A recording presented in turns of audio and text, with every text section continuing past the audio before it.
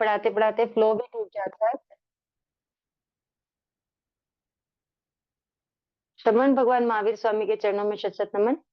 युग पुरुष प्रज्ञानिधि आचार्य प्रवर एक आचार्य राज श्री विजय जी महाशय के चरणों में भाव भरी वंदना। समस्त संयमशील चरित्रात्माओं के चरणों में भाव भरी वंदना। ज्ञानार्जन करने के पूर्व हम ज्ञान की स्तुति करेंगे। कमर सीधी, आंखें बंद, विनय मुद्रा में प्रसन्न हृदय से हम ज्ञान की स्तुति पढ़ेंगे। जो जन श्रद्धा भाव से करे श्रुत का ज्ञान, ज्ञानावरणीय कर्म टले प्राप्त करे सद्ज्ञान। आपका ज्ञान अनंत है, मुझे ज्ञान की प्यास, केवल ज्ञानी मैं बनूं, यही है अंतिम आस। केवल दर्शी मैं बनूं, यही है अंतिम आस। इन्हीं शुभ भावनाओं के साथ सभी को जय जिनेन्द्र। प्रज्ञा जागरण प्रवेशिका वन में आप सबका स्वागत है। हमारा सिलेबस आप सबको पता है। श्री दशवैकलिक सूत्र के 3 अध्ययन। सुमित्रा जी बोलिए, आवाज नहीं आ रही है। आप अनम्यूट कर सकते हैं ना खुद को, सुमित्रा जी?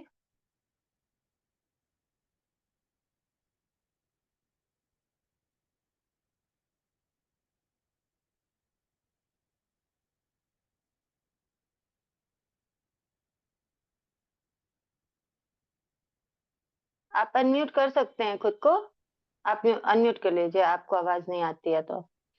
ओके, बाकी लोग म्यूट रखेंगे, उनके फोन पे थोड़ी दिक्कत है, उनको आवाज नहीं आती है फोन अगर म्यूट रहता है तो हमारा सिलेबस है श्री दशवैकलिक सूत्र का 3 अध्ययन और 6 काय का थोकड़ा और 5 समिति 3 गुप्ती का थोकड़ा। ठीक है, तो लास्ट क्लास में हमने श्री दशवैकलिक सूत्र के पहले अध्ययन के बारे में स्टडी स्टार्ट की थी। लास्ट क्लास में क्वेश्चन आया था किसी का कि जो आचार्य स्वयंभव स्वामी थे उनको कौन सा ज्ञान था जिसके कारण उनको पता चला कि वो उनके जो पुत्र है मुनि मनक, है ना, मुनि पुत्र उनके जो थे मनक मुनि, उनका आयुष्य केवल 6 मास का है। तो आंसर उसका वही है, उनको 14 पुरुष के धारी थे, वो 14 पुरुष के ज्ञाता थे, इसी से उन्होंने अपना उपयोग लगाया था। ओके, अच्छा, अब 14 पुरुष का ज्ञान क्या होता है ये आप लोगों को अगर जानना हो तो आप लोग मैसेज कीजिएगा, तो हम उसके बारे में चर्चा करेंगे। ठीक है, क्योंकि हम सुनते तो आते हैं कि 14 पूर्वधारी, 14 पुरुष का ज्ञान, 14 पुरुष का ज्ञान। क्या जानते हैं कि 14 पुरुष का ज्ञान कितना विशाल होता है, कितना वृहद ज्ञान है 14 पुरुष का ज्ञान? अगर आप लोग जानने की इच्छा रखते हैं तो मैं बताती हूँ, अदरवाइज आपके सिलेबस में नहीं है वो। तो हम ये भी कर सकते हैं कि पहले हम सिलेबस कंप्लीट कर लें, और अगर आप लोगों को जानना है तो हम पहले 14 पुरुष के बारे में भी जान सकते हैं। ओके, तो हमारा लास्ट क्लास में श्री दशवैकलिक सूत्र के पहले अध्ययन के 4 गाथाएं हमारी कंप्लीट हो चुकी हैं। बिल्कुल जानना चाहते हैं ऐसा आ रहा है, चलिए मैं बताती हूँ आप लोगों को 14 पुरुष का ज्ञान कितना विशाल होता है। ठीक है, आप लोगों को, सब लोगों को ये तो मेजरमेंट यूनिट्स तो पता होंगी जो हमारे शास्त्रों में योजन, धनुष, है ना, जो सब चलते मेजरमेंट की यूनिट्स, इकाई, जिससे हम जानते हैं कि कौन सी चीज कितनी बड़ी कितनी छोटी होती है।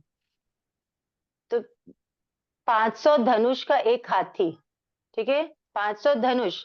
अब 500 धनुष कैसे जानेंगे ये आप लोग सोचेंगे, तो आप लोगों को ये लगभग पता ही होगा कितने हाथ का कितना धनुष होता है, बताइए। बोलिए बोलिए, जल्दी जल्दी बोलिए, किसी को पता है कितने हाथ का एक धनुष? 7 हाथ का नहीं, गलत आंसर है। 7 हाथ का एक धनुष नहीं होता है। यस, संगीता जी सिंघवी ने करेक्ट आंसर दिया, 4 हाथ का एक धनुष। ठीक है, 4 हाथ का एक धनुष होता है ना? तो वैसे ही 500 धनुष का एक हाथी। कितने धनुष का एक हाथी? 500 धनुष का एक हाथी। और उस हाथी के ऊपर, जो 500 धनुष का हाथी है, उस हाथी के ऊपर 250 धनुष की अंबाड़ी। 250 धनुष की अंबाड़ी। अंबाड़ी जानते ना, हाथी के ऊपर जो ऐसे वो क्या बोलना चाहिए, एक सिंहासन जैसा, एक हट जैसा बना रहता राजा महाराजा लोगों के लिए, वो 250 धनुष की अंबाड़ी, और उस अंबाड़ी के ऊपर 250 धनुष की ध्वजा। 500 धनुष का क्या है, हाथी है। 250 उसके ऊपर 250 धनुष की अंबाड़ी है, और उसके ऊपर ढाई ढाई अंबाड़ी के ऊपर 250 धनुष की ध्वजा। टोटल कितना हो गया ये, 1000 धनुष। ठीक है, ये 1000 धनुष का जो हाथी हो गया टोटल। इस 1000 धनुष के ऊंचे हाइट वाले हाथी को सूखी स्याही में डुबा दिया जाए। सूखी स्याही यानी ड्राई इंक, इंक का पाउडर है ना, तो सूखी स्याही में डुबा दिया जाए। और फिर जो उस पूरी हाथी 1000 धनुष में जो स्याही लगी हुई है, उस स्याही को गीला कर करके जितना लिखा जा सकता है, ठीक है, जितना कितना लिखा जाएगा अपन इमेजिन कर सकते हैं क्या? 500 धनुष का एक हाथी, पांच मतलब 4 हाथ का एक धनुष, मतलब 500 धनुष। आप कल्पना करो कितना होता होगा। तो 500 धनुष का हाथी, उसके ऊपर अंबाड़ी, उसके ऊपर ध्वजा, इतना 1000 धनुष का जो हाइट वाला जो हाथी है टोटल, उसको सूखी स्याही में डुबाया जाए। और उसके बाद जो सूखी स्याही है उसको गीला कर करके लिखा जाए। तो जितना ज्ञान लिखा जाएगा वो एक पूर्व का ज्ञान होता है। समझ में आ रही है बात? जितना लिखाया जाता है वो एक पूर्व का ज्ञान है। अब उसमें कितना लिख सकते हैं अपन सोच भी नहीं सकते, वो कल्पना से परे है। पर वो जो जिसको हम कल्पना नहीं कर पा रहे वो तो सिर्फ एक पूर्व का ज्ञान है।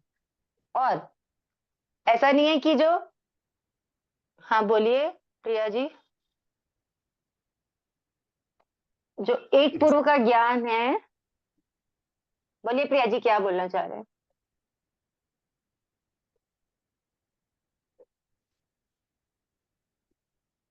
एक पूर्व का ज्ञान मतलब कितना हो गया? 1000 योजन वाले हाथी का हो गया एक पूर्व का ज्ञान। ठीक है ना, मतलब एक हाथी का, सॉरी 1000 योजन, एक हाथी का ज्ञान कितना हो गया? एक पूर्व का हो गया। 1000 धनुष। ठीक है, अब जैसे एक पूर्व का जो है वो एक हाथी का हुआ, तो दो पूर्व का कितने हाथी का होगा? दो हाथी का। ठीक है, तीन पूर्व का कितने का होगा? तो तीन का नहीं होगा, ये जस्ट डबल होता जाएगा। तीन पूर्व का 4 हाथी का, 4 पूर्व का ज्ञान मतलब 8 हाथी का ज्ञान।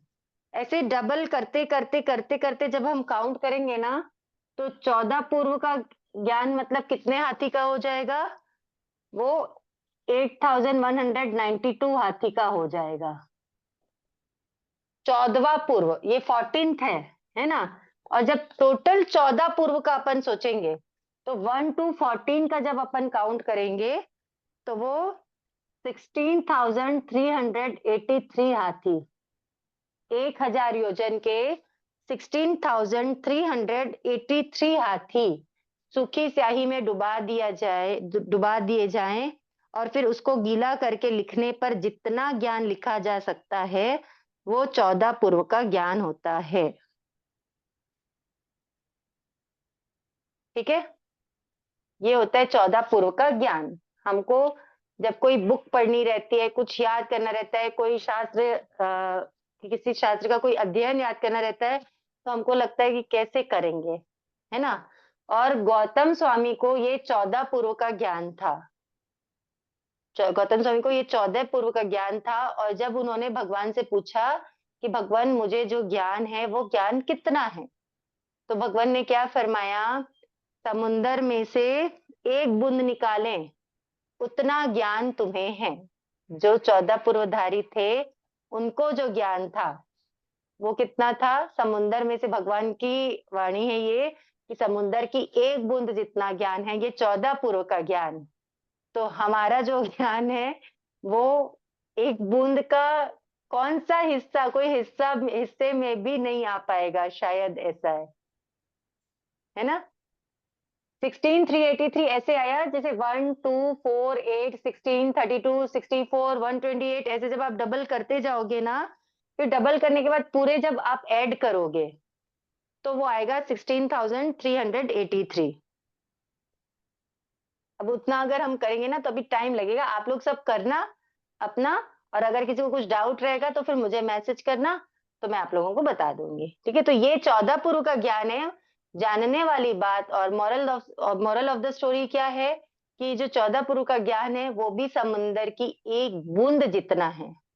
तो हमारा जो ज्ञान है उसका कहीं कोई अस्तित्व लगता है क्या, वो सोचने वाली बात है, ठीक है।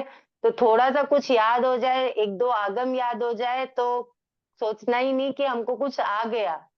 अभी कुछ भी नहीं आता, कुछ भी ज्ञान, हम अभी क्या है, एकदम स्टार्टिंग स्टेज में भी नहीं पहुंचे हैं, ये स्थिति है, समझ जाओ। तो आगे बढ़ते हैं अपन। श्री दशवैकलिक सूत्र के पहले अध्ययन की 4 गाथाएं हो चुकी है। मैं आशा करती हूँ आप लोगों ने याद करना स्टार्ट कर दिया होगा, ठीक है। प्रोनाउंसिएशन में प्रॉब्लम जारी होगी तो अब कल जब आज अपना ये 5वीं गाथा भी हो जाएगी तो मैं उसका एक वॉइस रिकॉर्ड भेज दूंगी, ओके, ठीक है। इसमें किसी को कोई डाउट है? नहीं तो हम आगे बढ़ते हैं।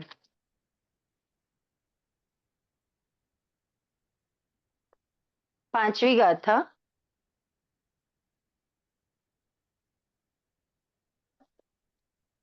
ध्यान से देखेंगे वर्ड्स को। महुगार समा बुद्धा जे भवंती अनित्सिया। मैंने आपको पहले भी बताया है, जहां जहां पर डबल लेटर्स आ रहे हैं, जैसे बुद्धा है ना, बुद्धा नहीं पढ़ेंगे कोई भी, बुद्धा है वो। अनिसिया डबल स आया तो अनिसिया, अनिसिया नहीं पढ़ना क्योंकि अशुद्ध उच्चारण से दोष लगता है। नाना पिंड रया दंता तेण वुच्चन्ति साहुणो ते बेमी। महुगार समा बुद्धा, महुगार यानी मधुकर, समा यानी सम, मधुकर। एक सेकंड, 3 ही हुई थी, ओके सॉरी, मुझे ऐसे ध्यान था कि 4 हो गई, शायद 3 ही गाथाएं हुई थी, ओके। खमत खामना चौथी गाथा पढ़ते हैं, ठीक है। क्षमा याचना ना, चौथी करते हैं। वयम च वित्तिम लब्भामो न य कोई उव हम्मई। देखो, वयम च वित्तिम है, इस बात का ध्यान देना, विनती नहीं पढ़ना कोई भी। कभी भी जिस भी लेटर के बाद में अम की मात्रा रहेगी, जिस भी लेटर के बाद में बिंदु रहेगा, डॉट रहेगा ना, वहां पे अपन अम पढ़ेंगे, इस बात को सभी ध्यान देना। वित्तिम ती के बाद है ना, तो इसको क्या पढ़ेंगे अपन, वित्तिम, है ना। ये माँ यहाँ पर ना आकर के वहां ऊपर बिंदी में आ गया है। वयम च वित्तिम लब्भामो, लब्भामो, ब और भ दोनों है इसलिए प्रेशर देकर पढ़ना है। नया कोई उव हम्मई अहा गडेसु रियंते पुफ्फेसु भमरा जहा। वयम यानी हम सब, किसके बारे में बात हो रही है यहाँ पर, यहाँ पे साधु के बारे में बात हो रही है, क्योंकि दशवे का एक सूत्र में शमनचर्या का वर्णन है ना, तो यहाँ पे साधु के बारे में बता रहे कि साधु कैसे है। तो हम साधु, हम सब वित्तिम, वित्तिम यानी भिक्षा, लब्भामो ग्रहण करेंगे, च यानी और, या उसी प्रकार, च यानी उसी प्रकार, न यानी नहीं, य यानी जिससे, कोई यानी किसी भी जीव को, वो हम्मई यानी कष्ट ना हो, अहागडेसु, अहागडेसु यानी गृहस्थों द्वारा जो उनके लिए आहार बनाया गया है, गृहस्थों द्वारा बनाए हुए आहार आदि की रियंते यानी अपना निर्वाह करेंगे, करते हैं। पुफ्फेसु यानी फूलों में से, भमरा जहा, भमरा यानी भंवरे, भ्रमर, जहा यानी जिस प्रकार। जब ये इसको हम जब व्यवस्थित करते हैं तो क्या इसका अर्थ निकलता है, भावार्थ निकलता है कि जैसे फूलों में से भंवरे अपना आहार ग्रहण करके क्या करते हैं, जीवन निर्वाह करते हैं, वैसे ही हम साधु गृहस्थों द्वारा बनाए हुए आहार में से ग्रहण करके अपना जीवन निर्वाह करेंगे। ठीक है, यहाँ पे पॉइंट टू बी नोटेड ये है कि जैसे पिछली बार भी मैंने आपको बताया कि भंवरे अलग अलग फूलों में से थोड़ा थोड़ा आहार ग्रहण करते हैं। क्यों? जिससे उनको तकलीफ ना हो, किसी भी एक फूल को, किसी भी एक वृक्ष को तकलीफ ना हो। थोड़ा थोड़ा लेते हैं तो किसी भी फूल को तकलीफ नहीं होती है। वैसे ही जो जैन मुनि होते हैं, श्रमण रहते हैं, है ना, वो जैन साधु वो क्या करते हैं, अनेक घरों से थोड़ा थोड़ा प्रासुक आहार, प्रासुक भी इसलिए वो प्रासुक आहार, वो जो नियम भी बने हुए हैं वो इसलिए बने हुए हैं ताकि ना गृहस्थ को तकलीफ हो और ना साधु की साधुचर्या में या श्रमण धर्म में कोई दोष लगे, है ना, उनका श्रमणत्व भी दूषित ना हो। इसलिए वो थोड़ा थोड़ा अनेक गृहस्थों के घर से थोड़ा थोड़ा प्रासुक आहार लेकर अपना जीवन निर्वाह करते हैं। ठीक है, ये चौथी गाथा का अर्थ है। अब पांचवी गाथा। महुगार समा बुद्धा जे भवंती अनित्स्या, नाना पिंडरया दंता। बहुत सारे लोग नाना को नाना पढ़ते हैं। देखो प्राकृत में ना ये ना लगभग यूज नहीं होता है, प्राकृत में ना ही आता है। ठीक है ना, तो ध्यान देना कि नाना है, क्या है, नाना। हम नमो अरिहंताणम बोलते हैं, है ना, लिखा क्या रहता है, नमो लिखा रहता है, लेकिन बोलने में लगभग लोग नमो अरिहंताणम, नमो नहीं होता, नमो होता है। ठीक है, ध्यान देना। तो नाना पिंड रया दंता तेण वुच्चंती साहुणो। महुगार समा यानी मधुकर के समान, यानी भंवरे के समान। बुद्धा, बुद्धा यानी बुद्ध, बुद्ध किसको बोलते हैं, जो तत्वों का जानकार होता है उसको बोलते हैं बुद्ध। नाना महुगार समा बुद्धा जे यानी जो, भवंती यानी हैं, अनिश्चिया, अनिश्चिया का मतलब होता है अनिश्चित, अनिश्चित यानी जो किसी के भी प्रतिबंध में नहीं है, किसी भी कुल आदि के प्रतिबंध से जो क्या है, रहित है, जिन पे किसी का प्रतिबंध नहीं है, वो है अनिश्चित। महुगार समा बुद्धा जे भवंती अनिश्चिया, नाना पिंड रया, नाना पिंड रया यानी, नाना यानी अनेक, पिंड रया अनेक घरों से थोड़ा थोड़ा आहार लेने में संतुष्ट रहते हैं, रत रहते हैं, रया यानी रत रहते हैं या संतुष्ट रहते हैं, पिंड यानी अनेक घरों से थोड़ा थोड़ा आहार लेकर जो रत रहते हैं, दंता यानी जो इंद्रियों का दमन करने वाले हैं, तेड़ यानी इसी से वे उच्चंती यानी कहलाते हैं, साहुण यानी साधु। अब यहाँ पे बता रहे हैं कि साधु कौन कहलाते हैं, किनको साधु बोलना, है ना, किनको शमन कहना, किनको साधु कहना। तो फरमाते हैं भगवान की जो तत्वों के जानकार हैं, है ना, जो बुद्ध है, बुद्धा यानी जो तत्वों के जानकार है, भ्रमर के समान अनिश्चित कुल आदि के प्रतिबंध से रहित हैं और अनेक घरों से थोड़ा थोड़ा आहार आदि लेने में संतुष्ट रहते हैं और क्या करते हैं, इंद्रियों का दमन करते हैं। ठीक है, चार स्पेशलिटीज बता दी है, इसी से वे साधु कहलाते हैं।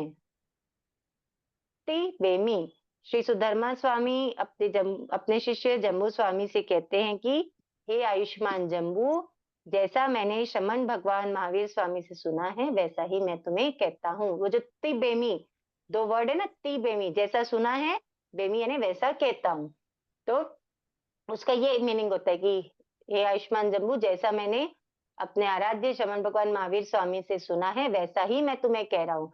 मतलब मैं कुछ अपने मन से नहीं बता रहा हूँ, जैसा मैंने सुना है मैं वैसा तुम्हें कहता हूँ, ऐसा है।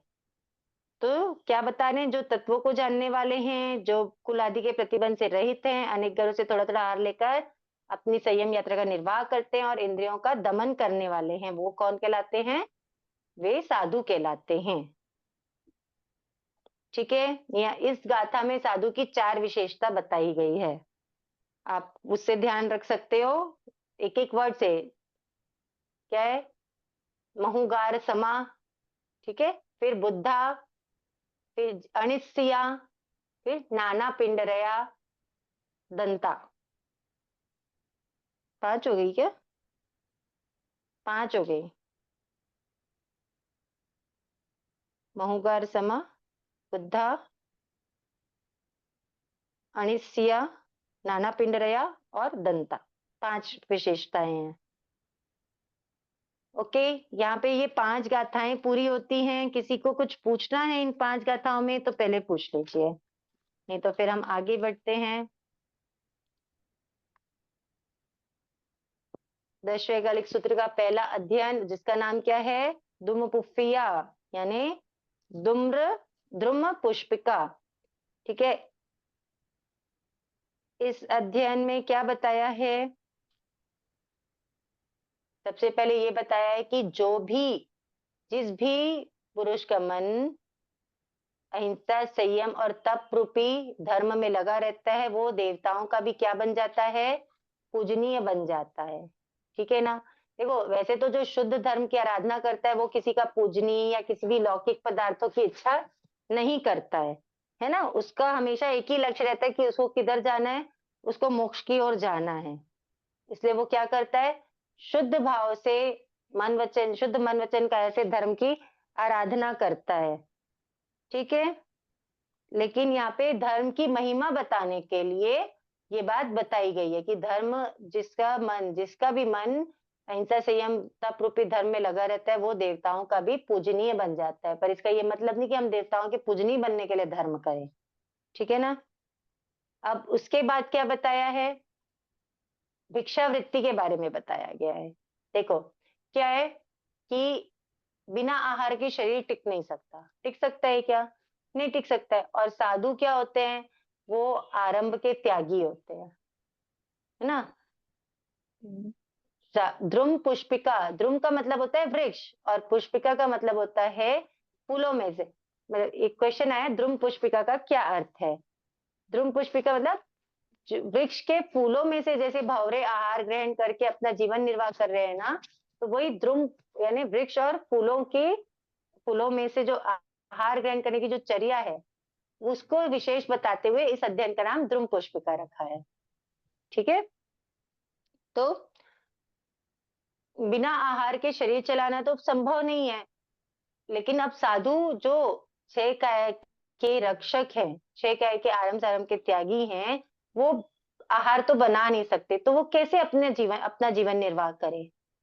तो उसके लिए, साधु के लिए आहारचर्या का वर्णन इसमें बताया गया है कि कोई भी साधु कैसे आहारचर्या करेगा, कैसे वो अपना जीवन निर्वाह करेगा। तो फिर इसके लिए उन्होंने उसके लिए माधुकरी वृत्ति बताई। क्या बताई? भ्रमर के समान, भौरे के समान, जैसे भौरा अनेक फूलों में से थोड़ा थोड़ा रस चूस करके अपना जीवन निर्वाह करता है, वो संतुष्ट रहता है। थोड़ा थोड़ा लेकर भी वो क्या करता है? संतुष्ट रहता है। वैसे ही साधु भी गृहस्थों के घरों में उनके लिए जो आहार बनाया गया है, उसमें से थोड़ा थोड़ा लेकर, थोड़ा थोड़ा क्यों लेना? क्योंकि कोई भी गृहस्थ इतना एक्स्ट्रा नहीं बनाता कि आप ज्यादा ज्यादा ले लो, है ना? तो अगर थोड़ा थोड़ा, जरा जरा सा अगर किसी के यहाँ से लेते हैं तो उसको तकलीफ नहीं जाती है, उसको वापस से आराम समाराम नहीं करना पड़ता है। इसलिए उन गृहस्थों के घरों से थोड़ा थोड़ा सा आहार लेकर के जो साधु है वो क्या करता है? वो संतुष्ट रहता है। नहीं तो अगर वो आहार ग्रहण नहीं करेगा तो वो कैसे संयम की आराधना करेगा, कैसे तपस्या होगी, है ना, कैसे साधना होगी? कुछ भी नहीं कर पाएंगे। इसलिए तो जैसे भौरे के लिए जो द्रुम पुष्प यानी वृक्षों के फूल क्या है, उनके आहार का आधार है, वैसे ही साधु के लिए उनके आहार का आधार क्या है? गृहस्थ है ना, हमारे घर हैं। लेकिन अफसोस की बात है कि हम लोग उतने सचेत नहीं रहते, हम लोग उतने जागरूक नहीं हैं, आज की डेट में साधुओं को अपने भिक्षावृत्ति के लिए बहुत परेशानियां आती है। प्रासुक आहार मिलना बहुत मुश्किल हो गया है। डिजिटलाइज हो गए हैं सब लोग। कोई किन्हीं को सचित अचित का नॉलेज नहीं रहता है, किन्हीं को ये नहीं नॉलेज रहता है कि जब आहार का समय है साधुओं के तो हमको क्या रहना चाहिए, हमको सूझते रहना चाहिए। सूझता सूझता का नॉलेज नहीं रहता है। तो ये सब हम पढ़ेंगे आगे इसमें कि कैसे हमको मतलब साधु की आहारचर्या कैसी होनी चाहिए, साधु कैसे गवेषणा करते हैं, हमको किन बातों का ध्यान रखना चाहिए कि जिससे साधु की साधुत्व में दोष नहीं लगे, उनके भिक्षाचर्या में दोष नहीं लगे, हमको दोष नहीं लगे। ये सारी चीजें हम आगे पढ़ेंगे। ठीक है। तो अब भौरे के समान कैसे लेते हैं, जैसे भौरे क्या करते हैं, जो सहजता में बना हुआ रहता है उसी से ग्रहण करते हैं, है ना। तो वैसे ही साधु भी जो सहजता में लोगों के घरों में बना हुआ रहता है उससे अपना भोजन ग्रहण करते हैं। वो अलग से बोल के नहीं बनवाते कि हमारे लिए ये बनाना। जो शुद्ध साधुत्व है ना उसकी बात हम यहाँ पर कर रहे हैं। यहाँ पे हमारी क्लास में बहुत सारे लोग हैं और बहुत सारे लोगों के दिमाग में भी बहुत सारे क्वेश्चंस भी आ रहे होंगे, क्योंकि कई जगह ऐसे होता है कि कई साधु ऐसे रहते हैं जो कभी कभी बोल के भी बनवा लेते हैं। हम यहाँ पे क्या पढ़ रहे हैं कि शुद्ध साधुत्व क्या होता है, बस ये हम यहाँ पे जान रहे हैं। इसके बाद कौन क्या करता है क्या नहीं करता है, क्या सही है क्या गलत है, ये सब अलग विषय है। यहाँ पे हम उसकी चर्चा नहीं करेंगे। हम सिर्फ ये बता रहे हैं कि सही एक्चुअल में भगवान ने क्या फरमाया है। ठीक है। एक ही स्कूल के बहुत सारे स्टूडेंट्स रहते हैं ना, बहुत सारी क्लासेस के बहुत सारे स्टूडेंट्स रहते हैं। सारे बच्चे स्कूल के रूल्स रेगुलेशंस फॉलो करते हैं क्या? नहीं करते हैं ना। बस वैसे ही है। लेकिन एक्चुअल में रूल्स रेगुलेशंस क्या है ये हम यहाँ पर चर्चा करेंगे। तो जैसे भौरा किसी भी फूल को हानि नहीं पहुंचा करके थोड़ा थोड़ा रस ग्रहण करता है, वैसे ही साधु भी क्या है, किसी भी गृहस्थ को तकलीफ ना हो इस विचार से थोड़ा थोड़ा सबके घरों से आहार ग्रहण करते हैं। आरम समारम ना हो इसका ध्यान करते हैं। कोई भौरा अपने लिए ये बताओ 2-4 दिन का, 10-12 महीने का, 2-4 साल का इकट्ठा करके रखता है क्या? नहीं रखता ना। वैसे ही साधु भी क्या करते हैं, संग्रह करके नहीं रखते हैं। वो आज का आज ही लेते हैं और आज का आज ही यूज करते हैं। ओके। एक ही वृक्ष से भौरा ग्रहण, एक ही वृक्ष के या एक ही वृक्ष के फूल से, एक ही फूल से ग्रहण नहीं करता भौरा अपना आहार। वैसे ही साधु भी एक ही घर से अपना आहार ग्रहण नहीं करते, अनेक घरों में जा करके थोड़ा थोड़ा थोड़ा थोड़ा आहार ग्रहण करते हैं। ठीक है। आप लोगों को म्यूट रहने बोला है, लेकिन इसका मतलब ये नहीं कि किसी का कोई क्वेश्चन है तो नहीं पूछ सकते हैं। आप लोग अनम्यूट करके पूछ सकते हैं। अगर अनम्यूट नहीं हो रहा तो मुझे बताइए, मैं आप लोगों को अनम्यूट कर देती हूँ। किसी को कुछ पूछना हो तो हैंड रेस कर लीजिए या फिर चैट बॉक्स में लिख दीजिए, तो फिर अनम्यूट हो जाएगा। तो यहाँ पे देखो, अहिंसा संयम और तप की आराधना एक साधु कैसे करता है, तो अपने लिए भोजन ना बनाकर या ना बनवा कर, बनवाने में भी हिंसा हो जाती है ना, सिर्फ बनाना ही नहीं होता, अगर बनवाते हैं तो उसमें भी हिंसा है। ठीक है।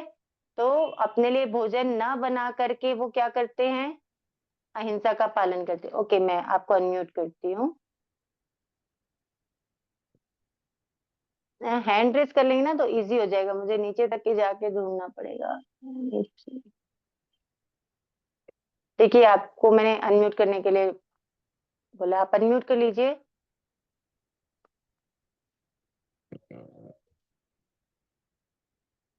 हो गया।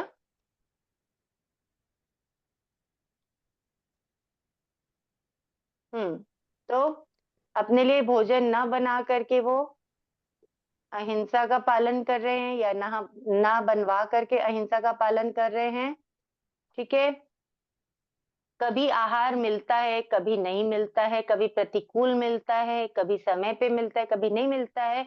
इस प्रकार की परिस्थितियों को में समभाव रख करके वो संयम का पालन कर रहे हैं, है ना।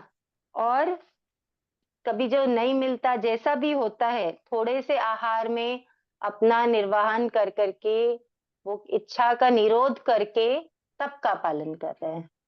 ठीक है, तो अहिंसा, संयम और तप रूपी धर्म का पालन साधु कैसे कर रहे हैं, ये हमको यहाँ पे जानने मिला। और अहिंसा, संयम रूपी तप, अहिंसा, संयम, तप रूपी धर्म का पालन करने वाला जो भी जीव होता है, जो भी मनुष्य है, जो भी पुरुष है, उसको देवता भी क्या करते हैं, नमस्कार करते हैं, वो देवताओं का भी पूजनीय बन जाता है, ऐसा भगवान ने फरमाया है। पहले अध्ययन की पहली गाथा यही है, और बाकी 4 गाथाओं में माधुकरी वृत्ति का वर्णन किया हुआ है। क्या बोलना है आपको, कुछ बोलना है तो आप पूछिए, नहीं तो हम आगे बढ़ते हैं। जय देखिए जिनेन्द्र सर। हाँ सर। हाँ, उच्चंती का मतलब क्या है?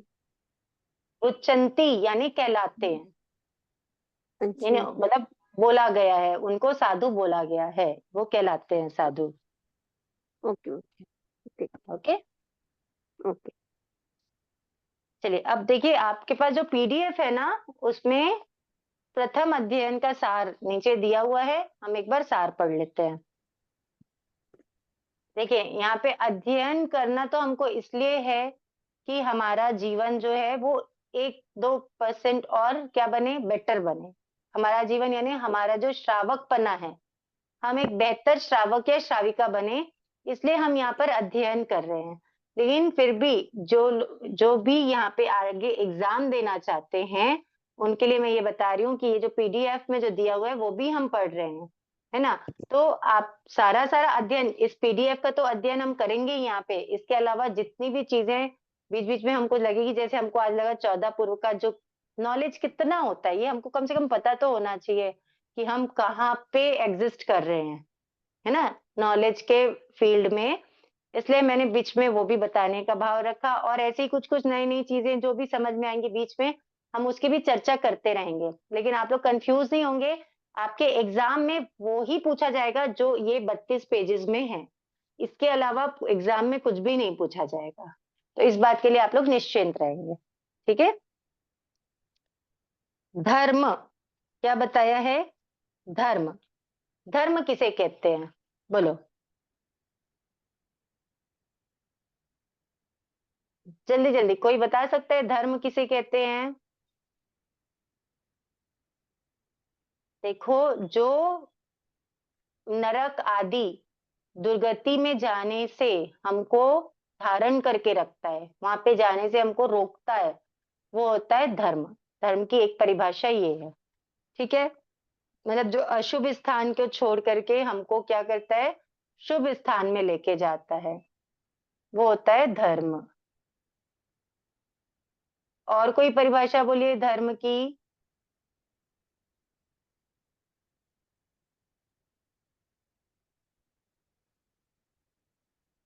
आपको अनम्यूट किया नीतू जी। पाप का त्याग ही धर्म है, ठीक है, ये भी धर्म है। जो आत्मा को पतन की ओर जाने से रोकता है, और जो आत्मा का उत्थान करता है, वो धर्म है, ठीक है। विवेक में धर्म है, सही है। एक सेकंड में एक बार ना आप लोगों को अनम्यूट करती हूँ, अम, जिस सेटिंग्स में जाना पड़ेगा।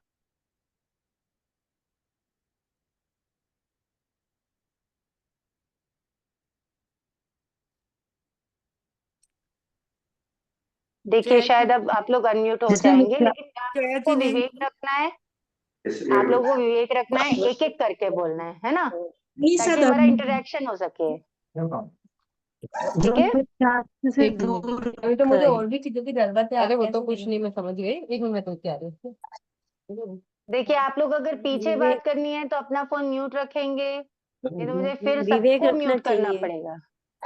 अहिंसा हाँ, विवेक धर्म। में धर्म है जय जिनेन्द्र जी। जी। हाँ, जैसे वस्तु के स्वभाव को धर्म कहते हैं। वस्तु के स्वभाव को धर्म कहते हैं, ऐसे धर्म की बहुत सारी परिभाषा है, लेकिन यहाँ पर जो हम धर्म के बारे में जानना चाह रहे हैं, अहिंसा और संयम और तप का पालन करते हैं उसे धर्म कहते हाँ, अहिंसा, संयम और तप का पालन करते हैं, उसे धर्म कहते हैं। सही बात है। राखी जी पोरवाल, आप अपना फोन म्यूट रखेंगे साहब, राखी जी पोरवाल ध्यान देंगे। और भी जिनके भी पीछे बैकग्राउंड में आप लोग बातें कर रहे हैं, सब लोग प्लीज अपना फोन म्यूट रखें, सिर्फ वो अपना फोन अनम्यूट करेंगे जिनको कुछ कहना हो, ठीक है? दीदी धर्म तो की एक परिभाषा, जय जिनेन्द्र दीदी, जय जिनेन्द्र। दीदी धर्म की एक परिभाषा ये भी हो सकती है क्या, जो धारण करने योग्य होता है उसे धर्म कहते हैं? हाँ, जो धारण करने योग्य होता है उसे धर्म कहते हैं। मतलब हम जो धारण करने योग्य वो क्यों है? क्योंकि वो हमको दुर्गति में जाने से रोकता है, जो आत्मा का पतन रोकता है और आत्मा को उत्थान की ओर लेके जाता है ना? जो हाँ जी। पुण्य कर्मों की वृद्धि के कारण यार को जीव को देवत्व या फिर मोक्ष में लेके जाता है, कर्म क्षय करके वो मोक्ष में लेके जाता है, वो धर्म कहलाता है। ओके? जी। सभी को सादर जय जिनेन्द्र। धर्म शब्द बना है धय धातु से, यानी धारण करना। धारण किसको करना? जो मतलब धारण करने योग्य अच्छी बातों को धारण करना, जो सदगति की ओर ले जाए और दुर्गति के पथ पर जाने से रोके और मोक्ष मार्ग की और अग्रसर करने के लिए प्रेरित करे, वो धर्म है। बहुत अच्छी बात है। ठीक है, तो ये धर्म होता है। हम सबको पता है, हम सब अलग अलग भावों से धर्म को तो समझते हैं कि धर्म क्या होता है। ठीक है ज्योति जी, आप खुद अनम्यूट हो सकते हैं, मुझे करने की नीड नहीं है, आप मैंने सबको अलाउ कर दिया है।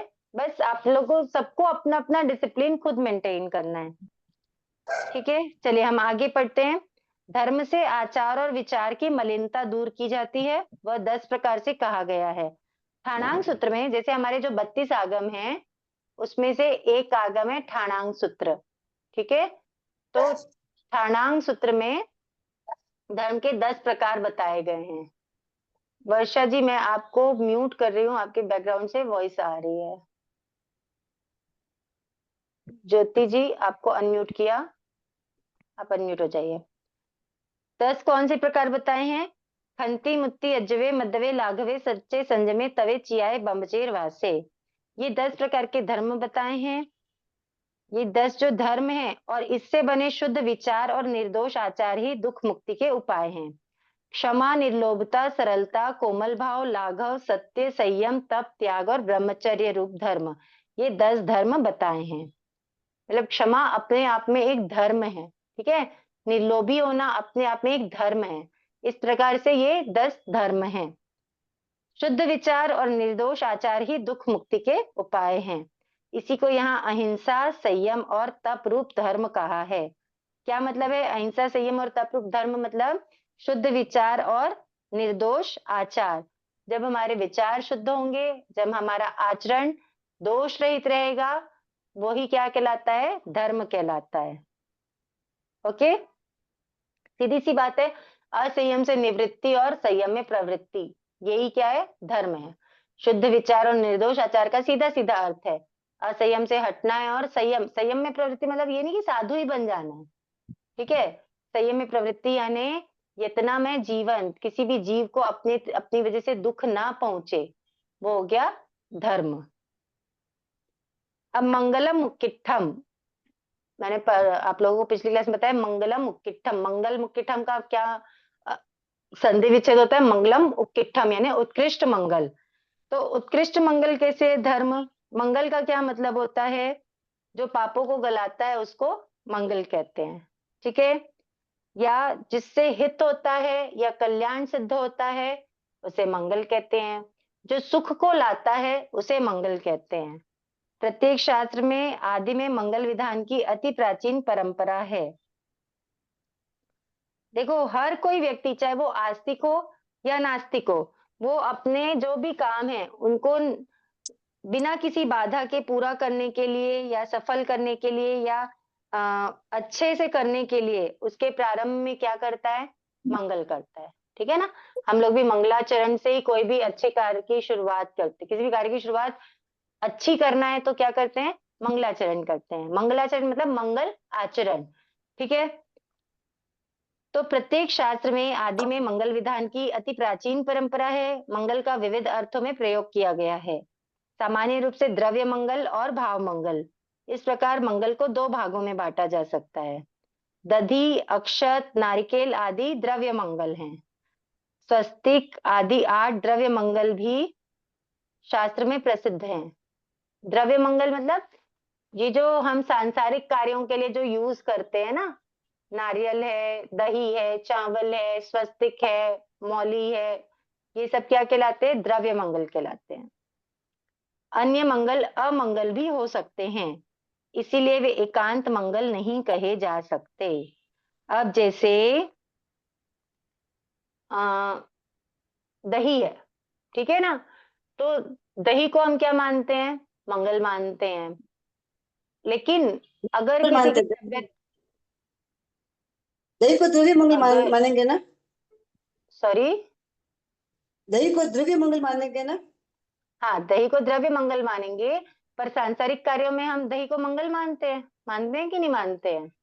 अब अगर कभी ऐसा है कि किसी भी कोई व्यक्ति है या कोई बच्चा है, ठीक है, वो एग्जाम देने जा रहा है और उसको अगर किसी बीमारी के कारण दही खाना मना है, ठीक है, दही चीनी खाना उसको मना है, दही का मना है या चीनी का मना है, हम उसको दही खिला देते हैं, तो वो दही उसके लिए मंगल होगा क्या?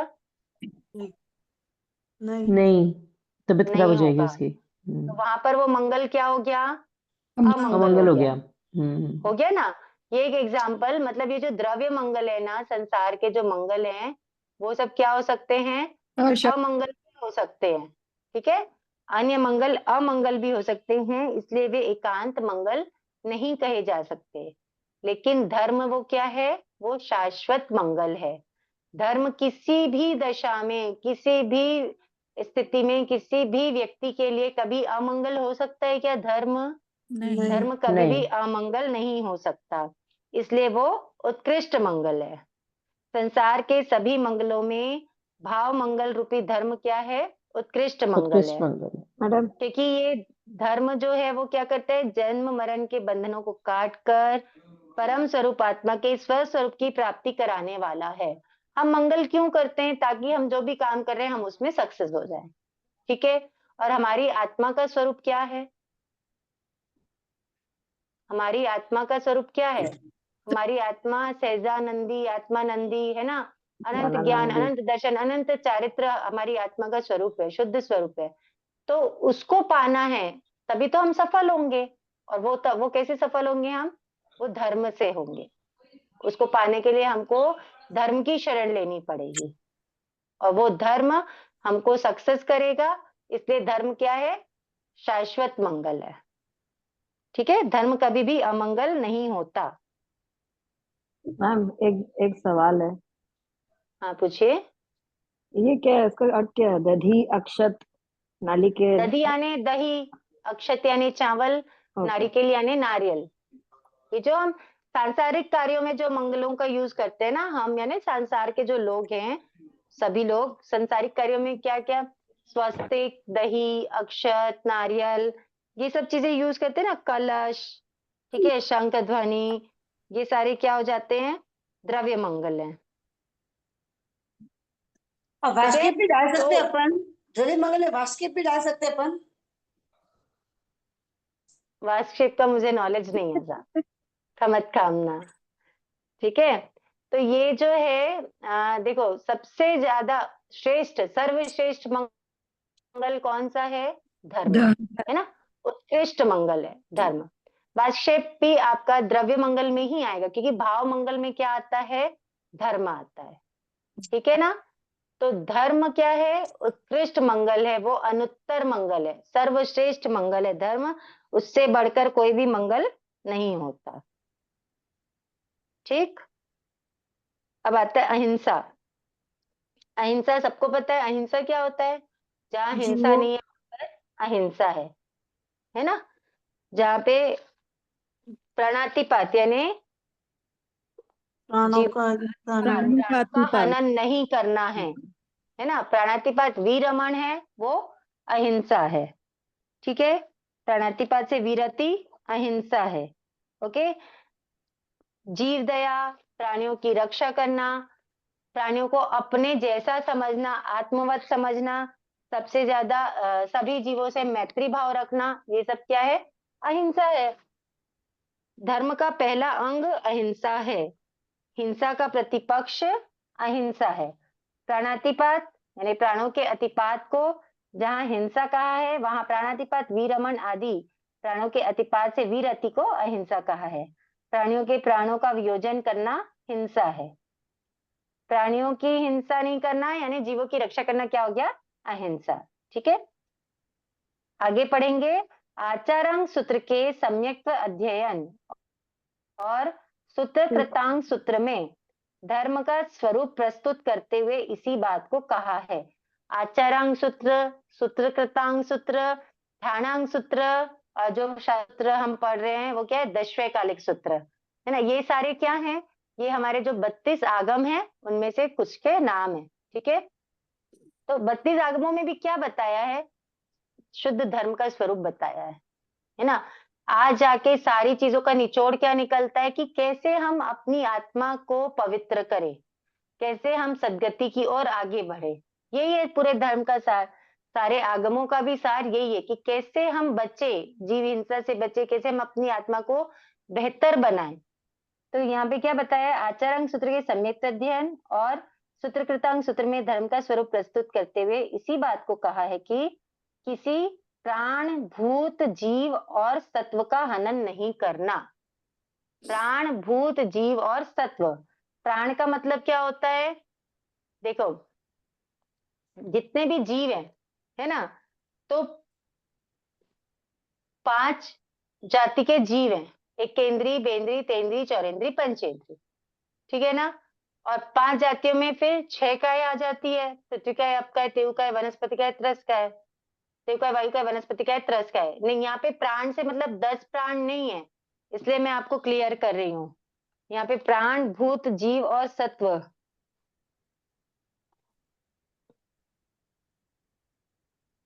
प्राण का मतलब है 3 विकलेंद्रिय।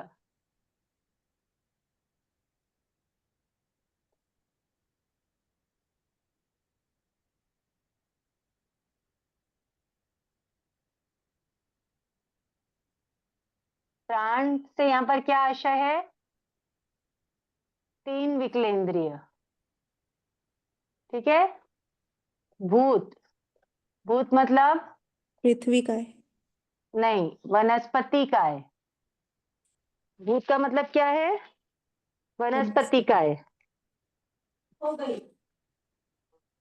जीव यानी पंचेंद्रिय। पंचेंद्रिय। ठीक है। और सत्व, सत्व सत्व में पृथ्वी का। बताओ कौन कौन से बचे? पृथ्वी का है, अप का है, तेव का है और वायु का है।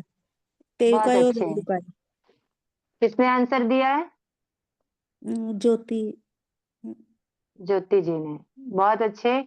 देखो, यहाँ पे अपने को समझना है 6 काया होती है। पृथ्वी का है, अप का है, तेव का है, वायु का है, वनस्पति का है और त्रस का है। ठीक है ना। अब त्रस का है, यहाँ पे समझो आप एकेंद्रीय, बेंद्रीय, तेंद्रीय, चौरेंद्रीय, पंचेंद्रीय। ठीक है। अब यहाँ पर बेंद्रीय, तेंद्रीय, चौरेंद्रीय तो यहाँ पर आ गए 3 विकलेंद्रीय में। ठीक। एकेंद्रीय में से वनस्पति का है, यहाँ पर आ गए। पंचेंद्रीय यहाँ पर आ गए, तो बचे कौन? 4 स्थावर बचे। पृथ्वी का है, अप का है, तेव का है और वायु का है। वायु का है। ओके, ये है प्राण, भूत, जीव और सत्व। तो क्या फरमा रहे हैं? किसी भी प्राण, भूत, जीव और सत्व का हनन नहीं करना। मतलब सारे जीवों का समावेश तो इसमें हो ही गया। ठीक है, जीव के जितने भेद होते हैं सारे का समावेश इसमें हो गया है। तो किसी भी प्राण, भूत, जीव और सत्व का हनन नहीं करना, उन्हें परिताप नहीं देना, उन्हें बंधन में नहीं बांधना, यही शुद्ध शाश्वत धर्म है। मतलब किसी भी जीव को अपनी वजह से कष्ट ना पहुंचे, यही शुद्ध शाश्वत धर्म है। जैसे अपने जैसे दूसरे जीव को समझना, आत्मवत समझना। ठीक है, किसी भी जीव को आत्मवत समझना। एक बार फिर से समझाना है। देखो, आप लोगों ने 25 बोल किया हुआ होगा। क्या बोलते हैं अपन? दूसरे बोले जाति 5। ठीक है, बोलते हैं ना दूसरे बोले जाति 5। कौन कौन सी जाति होती है? एकेंद्रिय, बेंद्रिय, तेंद्रिय, चौरेंद्रिय, पंचेंद्रिय। जाति 5 है ना। एकेंद्रिय, बेंद्रिय, तेंद्रिय, चौरेंद्रिय और पंचेंद्रिय। ये होती है जाति 5। ठीक। अब इसमें से अपन ये ध्यान रखेंगे कि बेंद्री, तेंद्री, चरेंद्रिय, ये तीनों को क्या बोला जाता है? विकलेंद्रिय। विकलेंद्रिय, विकल इंद्रिय मतलब हीन इंद्रिय वाले। वो उनके पास एक से तो ज्यादा है, लेकिन पूरी 5 नहीं है, कम है, 5 से कम है ना, हीन है, इसलिए वो क्या है? विकलेंद्रिय है। 3 विकलेंद्रिय कौन से हो गए? बेंद्रिय, तेंद्रिय और इंद्रिय। चौरेंद्रिय। ठीक है। पंचेंद्रिय में कौन कौन आ जाते हैं? पंचेंद्रिय में नरक के जीव आ जाते हैं, तिर्यंश पंचेंद्रिय आ जाते हैं, मनुष्य आ जाते हैं और देव आ जाते हैं। ठीक है ना। पंचेंद्रिय में कौन कौन आ गए? नरक, त्रियंच, तिर्यंश पंचेंद्रिय, मनुष्य, मनुष्य और देव। देव। ठीक है, ये आ गए पंचेंद्रिय में। अब देखो, पंचेंद्रिय हो गया और विकलेंद्रिय हो गया, अब बचे कौन? एकेंद्रिय। एकेंद्रिय कौन से होते हैं? पृथ्वीकाय, अपकाय, कौन कौन से? पृथ्वी हाँ। काय, अपाय, जलकाय, वायु काय, वनस्पति काय। वनस्पतिकाय, पृथ्वीकाय, अपकाय, तेवकाय, वायुकाय और वनस्पतिकाय। ये जो 5 है, ये क्या है? ये एकेंद्रिय होते हैं। ठीक है। ये 5 को हम 5 स्थावर भी कहते हैं। क्या कहते हैं? 5 स्थावर। स्थावर क्यों कहते हैं इनको? क्योंकि ये एक जगह स्थिर रहते हैं। ये अपनी इच्छा से एक जगह से दूसरी जगह नहीं जा सकते। ये अपनी इच्छा से धूप से छांव में नहीं जा सकते। ये अपनी इच्छा से सर्दी से गर्मी में नहीं जा सकते, है ना, बारिश से नहीं बच सकते। ठीक है ना। तो ये है 5 स्थावर। वनस्पति का है पेड़। पेड़ अपनी इच्छा से उसको धूप लग रही तो वहां से हट सकता है क्या? तेज बारिश हो रही तो हट सकता है क्या? नहीं हट सकता, है ना। तो एक एग्जाम्पल बोले, पृथ्वी का है, यानी सचित मिट्टी है, नमक है, जो भी है। आगे इसका पूरा डिटेल पढ़ेंगे 6 इकाई के टुकड़े में, अभी मैं आपको शॉर्ट में बता रही हूँ। तो जो पृथ्वी का है, अप का है, तेव का है, वायु का है, वनस्पति का है, ये जो 5 स्थावर हैं, इसमें से वनस्पति काय को किसमें लिया है? भूत में। ठीक है। वनस्पति काय का नाम क्या दिया? भूत। और इसके अलावा जो ये 4 स्थावर हैं, ये चारों को किसमें लिया? सत्व। ठीक है। ये प्राण, भूत, जीव और सत्व। ये प्राणभूत और जीव और प्राणभूत, जीव और सत्व में पूरे जीवों का समावेश हो गया। संसारिक जीव जितने हैं, सबका इसमें समावेश हो गया है। मतलब किसी भी प्राणभूत, जीव और सत्वों को क्या नहीं किया जाए? परिताप नहीं देना, उनको कष्ट नहीं पहुंचाना ही क्या है? धर्म है। यानी किसी भी आत्मा को अपनी आत्मा के जैसे समझना, कि मुझे कोई दुख देगा तो मुझे दुख होगा, वैसे ही मैं किसी को दुख दूंगा या दूंगी तो उसको भी दुख होगा। या मुझे कोई सुख देता है तो मुझे खुशी होती है, मैं सुख चाहता हूँ, वैसे ही दूसरी आत्मा भी क्या चाहती है? सुख चाहती है। चाहे वो कोई चींटी का जीव हो, चाहे कोई मच्छर का जीव हो, चाहे कुछ भी हो, बेहिचक कॉइल लगा लेते हैं कि मच्छर हमें नहीं काटे, लेकिन वो मच्छर तड़प तड़प के मर जाता है, तो हम उस जीव को दुख दे रहे हैं, है ना, तकलीफ दे रहे हैं।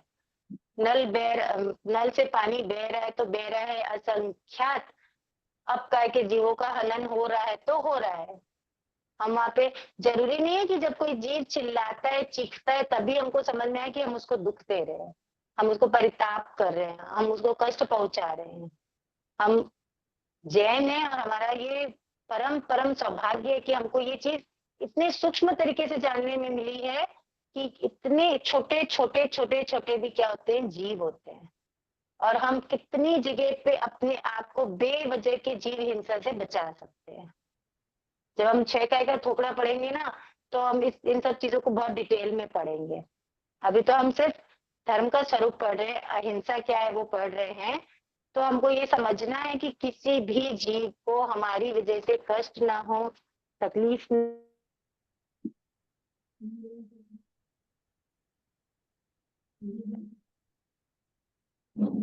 अहिंसा।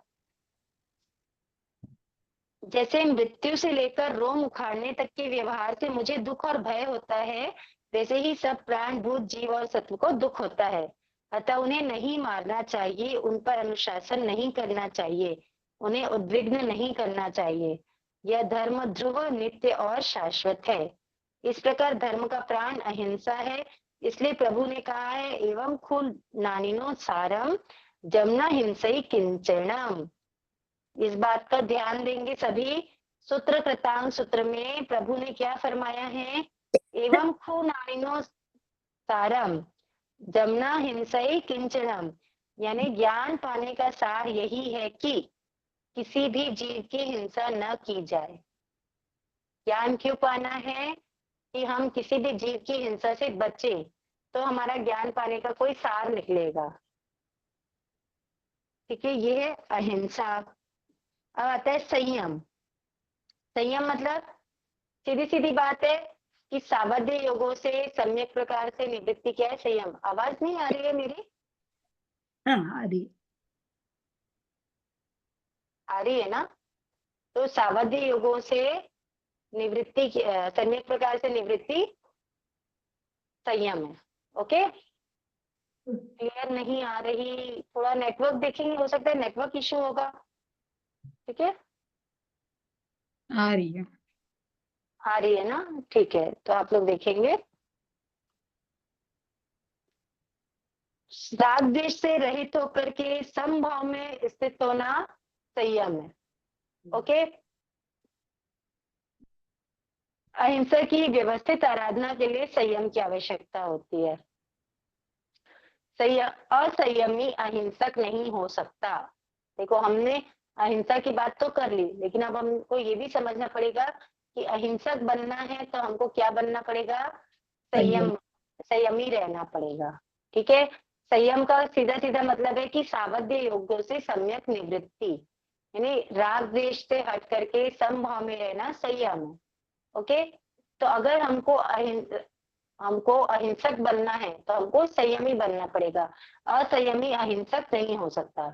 अतः अहिंसा के साथ धर्म का दूसरा अंग संयम बताया गया है। संयम का अर्थ है अपने आप को हिंसा आदि कर्म बंध के कारणों से अच्छी तरह उपरत रखना, यानी अलग रखना। आचार्यों ने कहा है, आश्रव द्वारो परमः संयमः, अर्थात हिंसा, झूठ, चोरी, मैथुन और परिग्रह, इन 5 द्वारों से कर्म आते हैं। आश्रव यानी क्या होता है, जो कर्मों के आने का जो द्वार है ना, वो आश्रव कहलाता है। तो इन 5 द्वारों से कर्म आते हैं। इन द्वारों का रोधन करना, यानी उन द्वारों को रोक देना, उनसे उपरत होना श्रेष्ठ संयम है। ठीक है, मतलब संयम का सीधा सीधा अर्थ क्या हो गया, यत्ना, है ना। धर्म का पालन करने के लिए किसी भी जीव को, किसी भी काम को करते समय क्या रखना चाहिए, यत्ना रखनी चाहिए, ताकि किसी भी जीव के द्रव्य या भाव प्राणों की क्या ना हो, हिंसा ना हो, द्रव्य या भाव प्राणों का घात ना हो। ओके, ये हो गया संयम। अब थर्ड है तप। टाइम हो गया क्या? टाइम हो गया, बट थोड़ा सा ये पढ़ लेते हैं, क्या आगे करेंगे। चलिए, तप। धर्म का तीसरा अंग क्या है, तप है। अहिंसा और संयम जैसे धर्म के अंग हैं, उसी प्रकार तप भी धर्म का विशिष्ट अंग है। संयम से नए कर्मों का आगमन रोका जाता है, जबकि तप के द्वारा पूर्व से संचित कर्म को क्षीण किया जाता है। ठीक है, संयम यानी हमने द्वार को बंद कर दिया, अब नए कर्म अंदर नहीं आएंगे, लेकिन पहले के जो कर्म अपने पास इकट्ठे किए हुए हैं, जो स्टॉक में है, उनको कैसे क्लियर करेंगे, तो उनको तप के द्वारा क्लियर करते हैं। तप का अर्थ है कर्मों को तपाने की क्रिया। जो अष्टविध कर्म ग्रंथियों को तपाकर नष्ट करता है, उसे तप कहते हैं। कहते हैं ना, इच्छा निरोध तपः, मतलब इच्छाओं का निरोध करना तप होता है।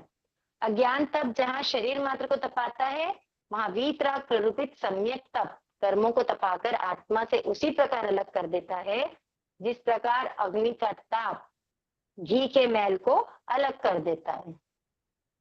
तप के 12 प्रकार हैं, जो हम निर्जरा के 12 भेद पढ़ते हैं।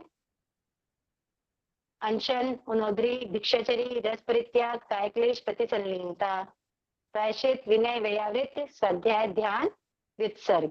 ठीक है, ये तप के 12 प्रकार हैं। ओके, तो यहाँ पे हमारा पहला अध्ययन कंप्लीट होता है। अगली क्लास से दूसरा अध्ययन करवाने के भाव है। पहले अध्ययन से रिलेटेड किसी को कुछ क्वेरी हो तो आप पूछ सकते हैं या आप मुझे मैसेज कर सकते हैं, मैं आपकी शंका का समाधान करने का भाव रखती हूँ। जय जिनेन्द्र। किसी का दिल दुखा हो तो खमत कामनसा, जिन आज्ञा विरुद्ध कुछ कहने में आए तो मिच्छामि दुक्कडम। आप सबका बहुत बहुत आभार। किसी को कुछ पूछना है तो 2-4 मिनट पूछ सकते हैं। जय जिनेन्द्र मैम, मैंने ये पूछना था, एग्जाम जैसे हमारे क्षेत्र में ही होगा ना? हाँ, एग्जाम क्षेत्र में होगा। वो एग्जाम का आगे सब आपको बता दिया जाएगा, उसका टेंशन मत लीजिए, आप पढ़ाई कीजिए। एग्जाम का टेंशन मत, पढ़ लोगे तो एग्जाम का कोई दिक्कत ही नहीं जाएगा। ओके, चलिए ज्ञानियों गुरुजनों के प्रति कृतज्ञता अर्पित करते हुए हम स्तुति करेंगे। कमर सीधी, आंखें बंद, विनय मुद्रा में। अहो गुरुवर कृपा करी, दीन ज्ञान की दान, भव भव में ना भूलेंगे आपका उपकार। ओ गुरु सा आपका उपकार, अविनय जो हो गया उसको माफ करो, मेरे सारे कर्म कलुष को आप ही साफ करो। गुरु सा आप ही साफ करो। ऐसा कहकर शासनपति श्रमण भगवान महावीर स्वामी की जय। समस्त संयमशील चरित्रात्माओं की जय। जय जिनेन्द्र सा। जय जिनेन्द्र।